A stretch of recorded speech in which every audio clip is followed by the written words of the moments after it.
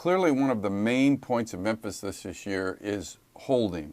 And not so much that we're looking for more holding calls, but we are looking for more consistent holding calls. So therefore, what we have tried to do is to clarify the rule and make a tape that can be used for teaching purposes for a number of groups. And that includes the officials, that includes the players, and that includes the coaches. So what we tried to do was really show examples of what is and what is not holding. And we tried, when we got into the area of what is holding, to put them into categories. And that's what this video is going to show, the various categories of what is and what is not holding. So if we go into the category first of what is holding, the first category is a grab and restrict. Now, grab and restrict can occur on a run or a pass, but what we're really talking here is about either grabbing a jersey, grabbing a shoulder, and restricting the defender's ability either to get to the runner or the quarterback, or altering his angle of pursuit. Now, keep in mind, you're going to hear some terms here throughout the course of this, and they are terms that are used in discussions about blocking, double team blocks, the rip technique, material restriction, because there has to be a material restriction in regards to holding. Feet getting beat, so you're talking about the position of the player that is doing the blocking. But the first area is grab and restrict.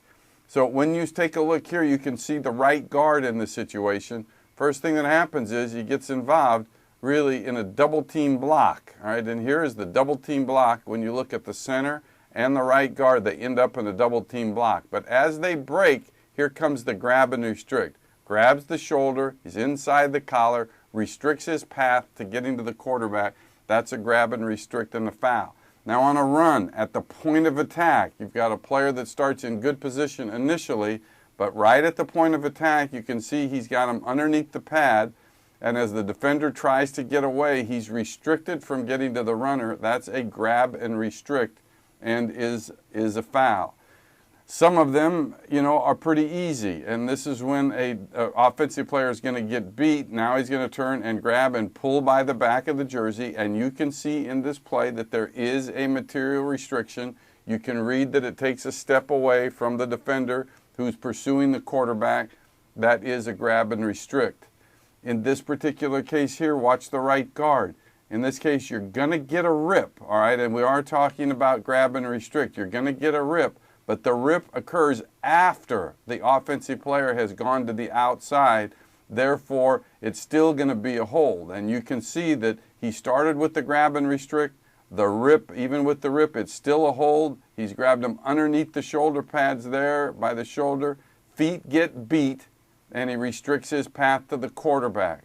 That's a grab and restrict. Second category is really a hook and restrict. So now we're not necessarily grabbing the jersey or grabbing the shoulder pad, but we're hooking around the chest area, or we're hooking around the waist, and we're either keeping a player from getting to the runner or the quarterback, or we're altering his angle of pursuit. So in the examples that we'll look at here, starts, hands go the outside, does a good job of now bringing them back inside. So everything is good at this point. We're bringing hands back to the inside, but there's the hook and restrict. So the hook around the chest as the feet get beat, spin him around, certainly takes away his path to the quarterback. Here you're going to see now a hook around the waist, which alters the angle of pursuit of the defender. So his feet get beat, now he's got his arm hooked around the waist, certainly alters his path at getting to the runner. That is a hook and restrict. Another example coming up here, the player in front of we got number 78 here, who is the left tackle. There's the hook. Feet get beat, hand goes across the chest, arm goes across the chest, feet get beat. That is offensive holding under the category of the hook and restrict. Now, there's takedowns, and certainly we look at action and takedowns really one of two things, either tackling a player, or it could be a grab that takes or even a hook that takes the player to the ground. So really when we look at these two areas, here is a tackle. And you're going to see actually it gets involved in a double team. So you got double team. This is when we look like double team. In this case with double team blocks, as long as this player is not taken to the ground, we don't have a foul situation here, even though that right arm is around the front of the defender. But you can see he slips down and tackles the defender. So that's tackling the defender, part of the takedown, and that is a foul. There again, you can see he slides right down to the ankle, and he grabs the ankle and takes the defender down to the ground. That is tackling a defender and is a takedown. Now here you can go really feet beat, hook around the shoulder, grabs, and then pulls them all the way down to the ground. That's a takedown and is clearly a foul. Once again, you'll see feet get beat here, and he's going to grab him by the collar, and he's going to pull him down to the ground. So what we do see here, we look at it, feet get beat, grab and restricts, takes him to the ground. So that is a takedown. And here is an example of what we call a reverse takedown, left tackle. Going to grab, pulls him right to the ground as he's being driven backwards. This is a reverse takedown and is a foul. So that's examples of what holding is. Now, it's also equally important to talk about what holding is not, and that is actually referred to the rule book, and it's in the rule book on page 78 in the rule book, talking about when holding is actually not a foul. So even though there is the act of holding, because of the circumstance, it is not a foul. So we're going to go through these. No material restriction. The rule is clear that states that there has to be material restriction. Yes, he's going to grab the back of the jersey of number 91, but number 91 is going to the inside. There's no material restriction there, so therefore it is not a foul. So we always have to have material restriction in order to foul. So if we want to have a foul, watch the left tackle here. A little bit of a grab, but not a material restriction, so therefore not a foul. Watch the center here. His hand's actually going to end up on the outside. Going to end up grabbing here on the outside, but no material restriction, no foul. Key element of it. Hands inside here. Good overpower, no restriction block, clean block. Good clean block, no material restriction whatsoever. And here, even though the hand goes outside across the chest there for a second, rides him right by, pushes him, lets him go, no foul. There's not a material restriction on that play. So that's the first category. If there's no material restriction, no foul.